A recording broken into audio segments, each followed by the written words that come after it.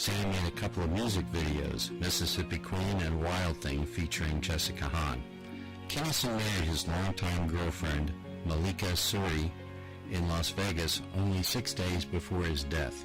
After a few days honeymooning in Hawaii, the couple returned to California in time to make a gig in Laughlin, Nevada. While driving to the show, Sam's 1989 Pontiac Trans Am was hit by a 17-year-old driving a pickup truck. After the collision, Sam managed to get out of his car. After laying down, he seemed to speak to someone not there, saying, "I don't want to die."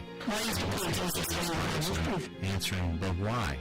Then saying, "Okay, okay, okay." The 38-year-old comedian then died at the scene of the crash from internal injuries. He hadn't worn a seatbelt and was thrown into the windshield. Sam Kennison is buried at the Memorial Park Cemetery in Tulsa, Oklahoma.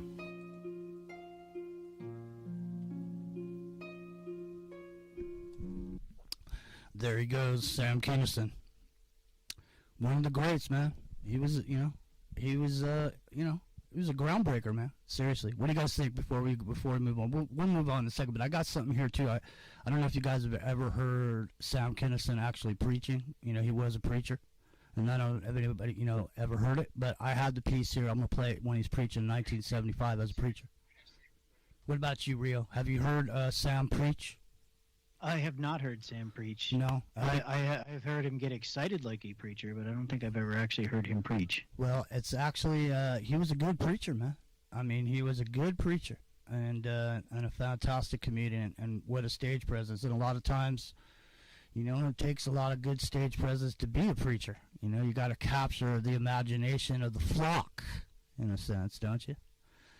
With your antics. Isn't that the idea? Get everybody hyped up to jump along with you. That's right. Well, let's see how hyped up we get here. This looks like how much? This is 21 seconds of Sam preaching. Here we go. Ready?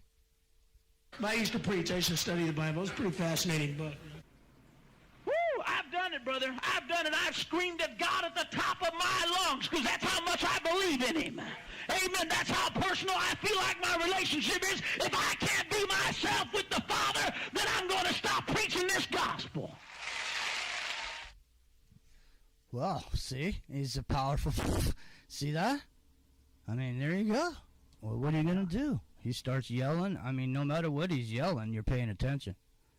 When he was yelling his comedy, which was funny. There was a lot of things about it was funny. A lot of people hated Sam Kennison because he yelled all the time. You know what I mean? But, it's an acquired taste, I think. Appropriate use of tone for emotional value in conversation, as Sean Penn said in a movie he was in one day. My name's Jimmy. It's in the microcosm. Rio is sitting there zoning out, staring into the screens. I don't know what he's up to. Bruce McDonald is in the Telemaco Mountains up in Costa Rica, an hour ahead of us. So he is at, I don't know, it looks like you're just about at midnight over there in the Telemaco Mountains, Bruce McDonald. So tonight, it's a wild card, ladies and gentlemen. Wild card in the sense that anything can happen at this point, simply because anything can and does happen on the show on a nightly basis. And this is the fourth night this week that we've shown up here. And let me just say, Rio, the place is still just like we left it last night. Not a thing has moved. Nothing has changed except for we've moved on. Epic Journeyman is now en route to the final location. He is still hot on the heels of the McAfee investigation. He found some more details today that I hope that he's going to call us here in a bit and share with us about it, because I don't want to share it without him, simply because he found it, and just seems to be that we were on the right track once again, on the right track. But before we start, before we start shining each other's shoes, let's continue. So the other night, we were just hanging around. We had nothing to do, and it was 4th of July. And, we went, and Trump had just recently made a speech in Ohio. And you know, the night before, we had done a show about the crack in the world, and we were talking about the Sammy Hagar song, the lyrics in the Sammy Hagar song, the 2025. We were talking about this whole thing. Right. And then we see in Apple News, the way they headlined and bolded out the story, which was Trump, something, earthquake, and blah, blah, blah. And all I saw when you sent it to me was Trump, you know, earthquake, and da-da-da-da. So I'm thinking, well, he was weird. He said something about an earthquake in the speech is what I was thinking. But it turned out he didn't say anything about the earthquake in the speech, and it was just the way Apple worded it, right? Yeah. It was, you know, I guess they were trying to generate some excitement. You know, they meant it like Trump is causing an earthquake. You know, like it's going to shake things up. You know, whatever they were trying to put out there. But yeah. Well, I was probably announcing that new social network or whatever it is, or the new Twitter, or the new, you know, whatever it is coming out. I know there's something new coming out soon. You know, the answer to his lawsuit's coming out soon. Yeah, well, they firing that up. Well, as far as the Patriots are concerned, the answer to the 1984 is 1995 over at the new Trump website. And if enough millions of you go over there and do it, well, then his bank account will be fat. He will grow fat on the fat of the belly of the beast. And he will continue to expand. Maybe he'll even open up that new news network. You know what I mean? So he's got the news network. Maybe throws Liddell a bone and says, look, man, I really appreciate you going out on a limb. I understand you lost a lot of advertising. People ain't buying my pillow anymore. And, you know, you're not making that money. I get it. So I really appreciate you, Liddell, going out on that limb. So tell you what I'm going to do. I'm going to throw you one of my ideas, which will either be my social media network, or maybe what I'll do is I'm coming up with a new Twitter idea. So I think maybe I'll toss you the new Twitter idea. One of those things, but you'll be in a franchise. Don't worry, Mr. Liddell. We really, really appreciate you stepping out and going so far on a limb, and you know, joining everyone in the chorus about what happened at the election last year. And we really appreciate you, and we're going to take care of you because Trump's never forgets. And let me just say that again: Trump never forgets. And you know all the Trump. He is the elephant in the room, right? He is, and you know, dude. Let me just say this, and I'll ask you this too, Bruce. Out of all the fervor and all the excitement about Trump, how many of those people ever even read his book? Do you think?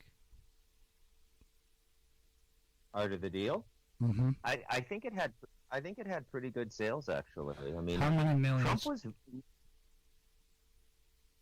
I don't know about millions. If he sold 200,000 copies, he did really well. So there was 200,000 people that read that book, and out of those 200,000, maybe how much of a percentage would you say actually retain the information that they take in and remember? Because there's a part in that book where he says specifically how if you ever spurn or wrong him, he will never forget it, and he will come back and chop you to pieces. He says it right in his book. So it appears like he's getting ready to come back and chop some people to pieces, huh? Because everybody's saying he's coming back in August.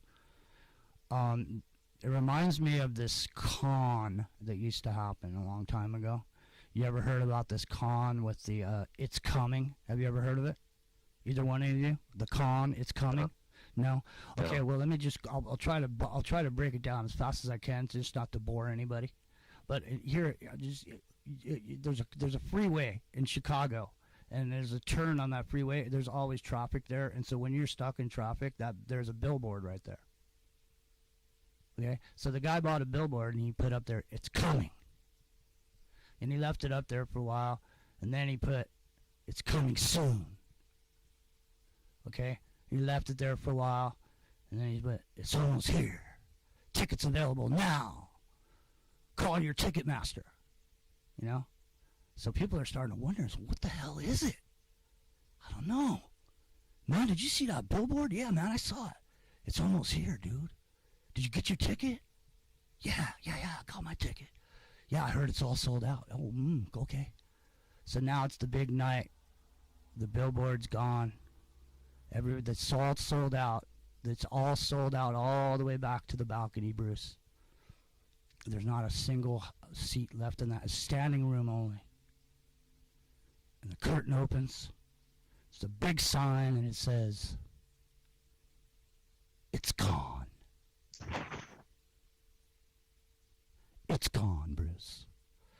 So that is like the longest con ever, and that's exactly how it happened. So let me instill in you the belief that at some point on the 24th of August, I'm going to come back. Okay?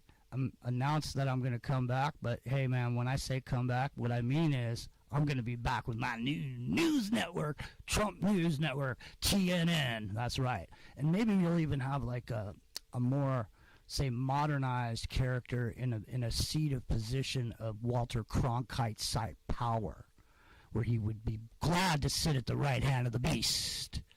Maybe you'll just get the new Walter Cronkite, which will be the Alex Jones character. And they'll trot him out on the new TNN. Maybe they'll have him out there. Maybe they'll have Hannity on there. Maybe they'll have Tucker Carlson on there. But guess what? Yeah, see, you can't have fake news. If you want real news, ladies and gentlemen, you go to the Trump News Network. Okay, because the answer to 1984 is $19.95 a month on the Trump News Network. And you can only find it on HBO. That's right. We cut a deal with HBO. That's right. We appreciate you, HBO. That's what Trump said. Yeah, I sat with him down in Florida before the collapse of the tower. We had lunch and we cut a deal. So HBO is going to have exclusives on the Trump News Network, but you're only going to be able to get it. You have to subscribe separately from HBO. In other words, if you want it, first of all, you got to go to HBO. That's the deal we cut. We want HBO to make money, but we need to make money too. So the only way you can get it is first you have to subscribe to HBO. Then you subscribe to Trump News Network for another $19.95. So now what do we got? You got your $19.95 over on our social media. You know, we got to protect the free speech, ladies and gentlemen. We got to protect the free speech. So it's $19.95 because when it's behind a paywall, free speech is protected. Oh, we got a call coming in. This early? Come on. You know who it might be? It might be the Epic Journeyman. It might be the Epic Journeyman. We'll see. But ladies and gentlemen, let me just say, $20 a month, one more $20 a month thing, and we got $60 a month. $60 a month from, let's just say, there's only 1 million people that bought tickets to the It's Coming. It's almost here. But 1 million people at $60 a month. It's $60 million a month, man. That shit adds up, don't it? I mean, think about that. $60 million a month, Jimmy? What are you, crazy? That'll keep you in gold shitters. There you go. I mean, you don't even have to live here. I mean, that's the kind of job you can work remotely. Like down in Costa Rica, he could go rent himself one of the new condos they got down there, Bruce, with the high-speed internet. He could just sit back and, you know, he's got this, he'll just have this recurring income. Everybody's driving in the internet. Everybody wants the recurring income where they can go lay on the beach with their laptops and just go, yep, I just made myself another $25,000. That's what everybody's looking for. But only few people find it. And when they do, they make an infomercial and sell that shit for $19.95. It's just like back in the day, dude. There was a book called The Lazy Man's Way to Riches. Okay, and in that book, it told you a bunch of different ways, if you were lazy, how you could get rich. And one of them was, this was back in the day when you used to put ads in the newspaper and put ads in different magazines and stuff. You put it in there and you say, earn thousands weekly stuffing envelopes. Okay, send me $1 and I'll tell you how. You know what I'm saying? So listen, there's 1 million suckers who see that, and what do? They send the guy $1. Okay, what's he do? He sends you back a piece of paper in the envelope. It says, take yourself out an ad in the newspaper that says, make 1,000 stuffing envelopes weekly, and then put your address on there. because people send you dollars, and every time they send thousands of people send you dollars. Nah, when you send me $1, I'll tell you how to make 1,000 stuffing envelopes weekly, Bruce. So thousands of people send it in. You make thousands of dollars. You're thereby covered. And there, you see, the lazy man's way to riches. You never got your ass off the couch. All you did was take advantage of some other fool who wants to get rich for doing nothing. And there's a million of them. There's a million people that'll pay you thousands of dollars to tell them how to get rich, rather than just do the hard work and take the $1,000 and invest it in their own business. They'd rather try to find a shortcut or an easy way where they could just fucking walk on in without having to do anything.